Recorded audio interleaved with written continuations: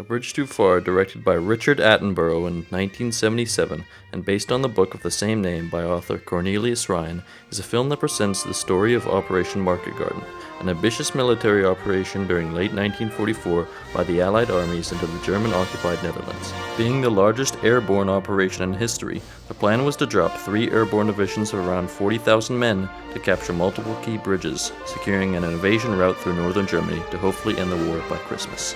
Instead, the operation ended in failure, with approximately 17,000 Allied lives being lost.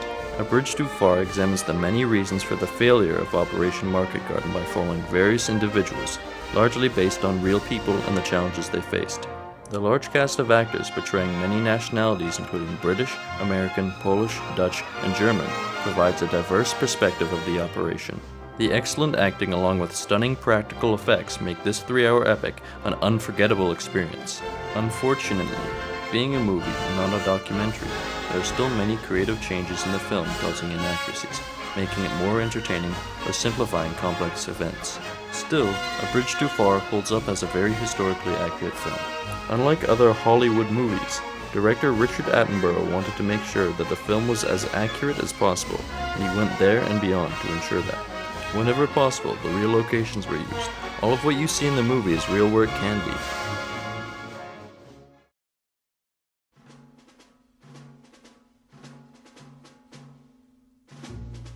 For instance, the aircraft known as C-47 Skytrains dropping the airborne troops off, which required over 1,000 men, are real. They could only do the drop once or twice, so they used a large amount of cameras from varying perspectives to capture the footage. Another specific instance that was portrayed really accurately would be when the American 82nd needed to cross the Wall River. What'd you expect, destroyers? Come on, put it together! Unload them! The same flimsy type of canvas boats that were actually used in Operation Market Garden are used, and it's all filmed on the Wall River. These are just some examples of the many accuracies the film depicts. Now, of course, no film can be 100% accurate, and the inaccuracies of the film are for the most part very minor and the result of creative changes to improve the entertainment and simplify complex events. Starting with the name of the film, General Browning says the infamous quote at the end of the film. Well, as you'll know, I've always thought that we tried to go a bridge too far. In the book, Cornelius has Browning say a similar quote to Field Marshal Montgomery, instead of General Urquhart. Even the book's validity on the quote is debated, as there is no actual record of this being said. Although it is possible that Montgomery himself, who was the brainchild of Operation Market Garden, said the quote to a staff officer. Nevertheless, wherever the quote came from, it is used to describe an act of over-ambition, just as there was in Operation Market Garden. Another example of inaccuracy would be when the German soldier with the white flag crosses the bridge to ask for the surrender of the Allied airborne forces in Arnhem. My general says there is no point in continuing this fighting. He is willing to discuss a surrender. The character John Frost says to one of his officers, "Tell him to go to hell." We haven't the proper facilities to take you all prisoner. In reality, a British POW was sent to ask for the surrender of John Frost's forces, and all that was known, which was actually said, was John's "tell him to go to hell." There are still many more inaccuracies, such as the incorrect German tanks, still German mind you, characters being renamed, and slightly changed events to make the movie more action-packed, but they are such minute details that they don't affect the film and its overall accuracy.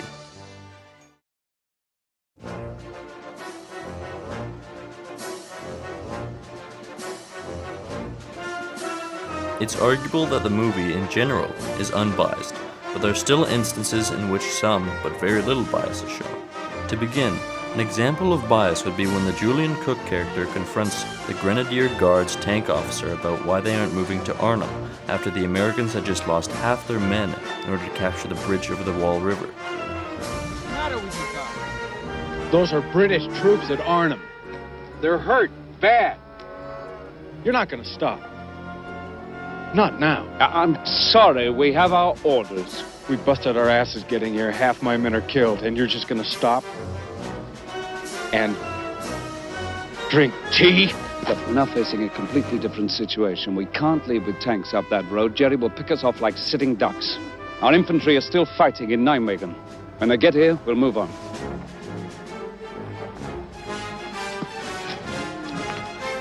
For Christ's sake, must you do everything by the book? Our orders are to wait for the infantry. I'm sorry, but there it is.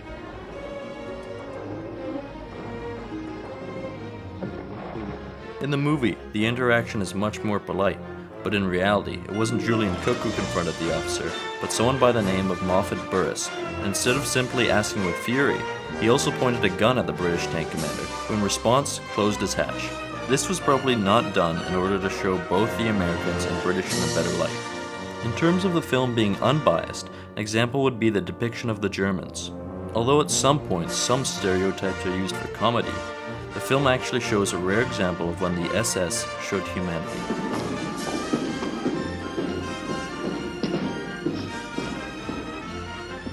Ihre Bitte wird entsprochen. Der Waffenstillstand beginnt um 3. Ceasefire 3. Ich bin Ihnen dankbar. Will you thank him, please? I just did. Bitte, Sie können jetzt gehen. With the British 1st Airborne losing at Arnhem, casualties were overflowing in the makeshift hospitals that they had, and doctors couldn't keep up, as they were also being bombarded. A chief divisional medical officer from the British and a Dutch translator went as humanitarians rather than enemies to ask the German command for a ceasefire to evacuate the injured to German hospitals. Without hesitation, General Wilhelm Dietrich accepted and evacuated all injured Allied troops to German hospitals, after which the fighting continued.